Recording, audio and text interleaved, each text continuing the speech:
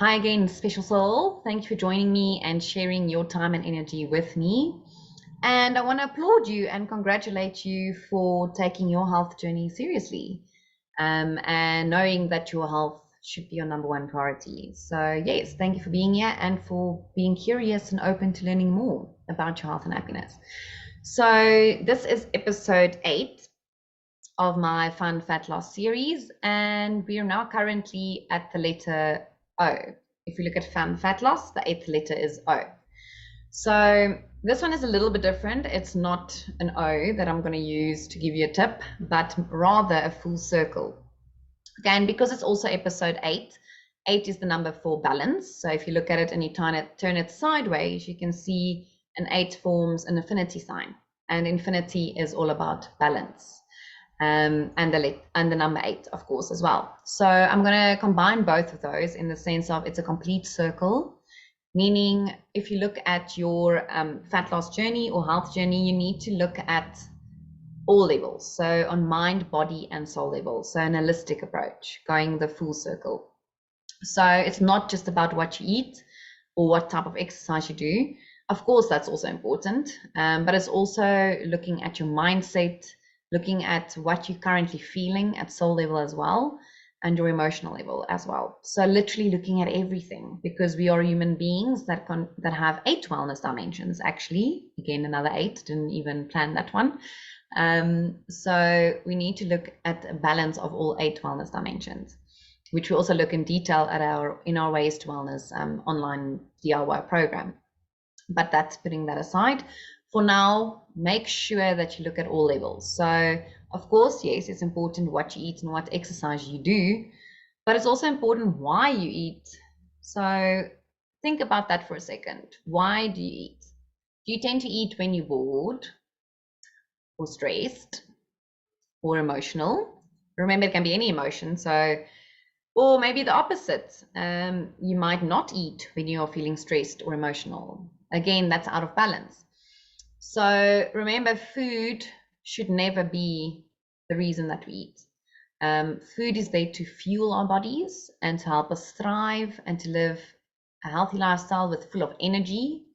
But it should never be treated as an emotional coping mechanism. And that's generally where our relationship with food is really, really important. So look at what your relationship with food is, especially if you tend to eat a lot when you're stressed and emotional, because you need to look at that. And number 1 is always awareness. So look at where you are currently so that you can work out a game plan to help you release that and go further. Of course, if you're being supported on your journey, it just makes it a lot easier, where you can ask questions and you don't have to do everything alone. Like, that was one of my major lessons I had to learn, is you don't have to do everything alone. It's actually much easier to get support and to get people or coaches that can help you, that are one step ahead of you, because then you don't have to go research everything by yourself. Of course you can, but it'll just take you many, many years to do so. So if you do need some support, let me know, and I'll also post some links to show you how we can work together. And also send me a DM if you feel that you resonate with what I'm saying, or that you relate with what I'm saying. Please do get in touch. I would love to hear from you. And then we can also see if we are a good fit, because if you work with someone, especially I know with a weight loss journey or health journey, it's very intimate, and obviously there are a lot of challenges involved, and you work very closely with one another. So it is important that it's a good fit from both sides. So please do get in touch on that. But also, before I go, I'm going to give you a few mindfulness tips as well. So this is a great tool to use and to start changing your relationship with food. So when we look at what you eat, for example, mindfulness looks at what, why, and how you eat, and exercise, for example, right? So the next time you eat, try to bring in some rainbow colors. I always say use your senses, like your physical senses, to make it a little bit easier to remember. So, for example, using sight, what you can see, make sure that you include as much colors as possible, because if you do that, you will choose healthy options, because it's only healthy options that will give you all the colors of the rainbow, if you think about it. So different fruits and veggies. So make sure you include enough of them. We generally say 5 to 9 portions of fruits and veggies a day, which can be quite challenging. But there are ways around it as well. Like then if you can't do that, then it is a good idea to use an antioxidant supplement, for example, where you can also go look on a health shop for more information. But in any case, that's one. So visual, what does it look like? Then nose, so smell. Make sure that you do use great herbs and spices and healthy oils to spice up your life. Because remember, it shouldn't be bland and boring. Healthy living shouldn't be a punishment. It should be fun, delicious, and easy. Okay, so make sure you use your spices and herbs. Like garlic is a good one. So many of our medicinal herbs also have a lot of health benefits. So garlic is also great for the immune system. So do make sure that you obviously again use spices and herbs that you enjoy. If you don't like garlic, then don't include it. But you can include like chilies, ginger, turmeric, literally any herb or spice, or mixed herbs if you prefer it plain. So that's a great way, and you can also spice it up with some lemon juice. So fresh lemon juice is always better. As I always say, closest to nature is best. Okay, so then next up is mouth. Okay, so taste. So that's also where the spices and things come in, because it will taste good, and it should taste good because you're nourishing your body, you fueling your body. Food is not your enemy. Food is there to keep you alive and to help your body thrive. Okay, so we need it to survive. Yeah, the next up, sound. So hearing.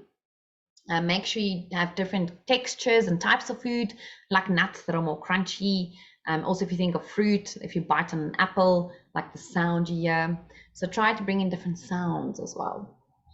And then the last sense is actually a double whammy sense, because it's touch in the way of feeling. So also try to eat with your hands so that you can feel the textures that you're eating as well.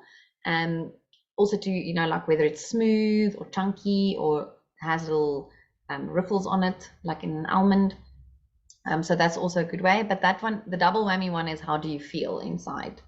So first check in with, before you eat your next meal, how am I feeling? Am I actually physically hungry?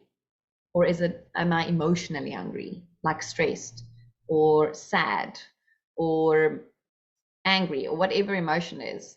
Tune in with yourself and check, are you eating because you're physically hungry or emotionally hungry? If you're physically hungry, go ahead. If you're emotionally hungry, go have a glass of water first and then check in again and see how you feel.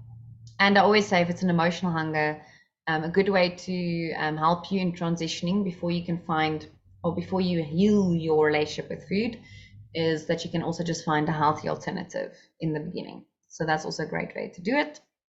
Yeah, so those are my top 6 mindfulness tips as well. You can also refer to the comment section for the link that I will provide you with my mindful movement and munchies guide, which is another gift from me to you, so that you can start incorporating it into your life.